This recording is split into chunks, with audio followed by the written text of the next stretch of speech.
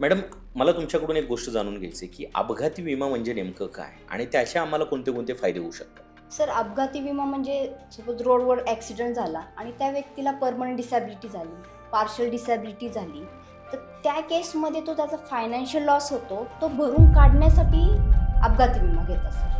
तुमचा हा प्रश्न असेल की हाऊसवाईफला काय गरज आहे, तसेच स्वयंपाकघरात ती पण काम करत असते, तर अचानक जिन्यावरून खाली येताना सपोज तिची काही तिथे इंजुरी झाली किंवा भडका झाला किंवा बर्निंग केसमध्ये बाबा तिची काही डेथ झाली, त्या केसमध्ये आर्थिक आधार म्हणून आपण अपघाती विमा महिलांना पण दिला पाहिजे. मुलगा किंवा मुलगी 24च्या आतमध्ये जर असेल तर त्या केसमध्ये त्यांना 10 लाख रुपये एज्युकेशन फंड लमसम म्हणून दिला जातो.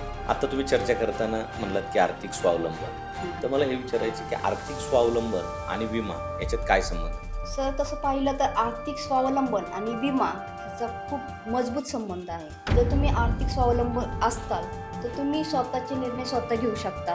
तुम्ही या विमा क्षेत्रामध्ये कशा आलात? अशा सर्टन परिस्थिती झाल्यानंतर धुणं भांडीची कामं करणे म्हणजे हे मनाला न पटणारं होतं सर ॲक्च्युली. त्या केसमध्ये मी निर्णय घेतला की अशी जी गोष्ट आहे दुसऱ्या कुटुंबाबरोबर होऊ नये, म्हणून आपण असं काहीतरी काम करावं की बाबा फॅमिलीचं प्रोटेक्शन किंवा त्यांचं रिटायरमेंट प्लॅनिंग ह्याच्यासाठी मी ट्रेनिंग घेतली आणि एक 2-3 महिन्यानंतर रिझाईन दिलं आणि विमा क्षेत्रात. मॅडम, बरेचदा आम्ही ऐकून असतो की कॅन्सरचा विमा एक स्पेशल आहे आणि हेल्थ इन्शुरन्स हा पण एक स्पेशल आहे. तर कॅन्सरचा विमा आणि हेल्थ इन्शुरन्स याच्यात नेमका फरक काय आहे?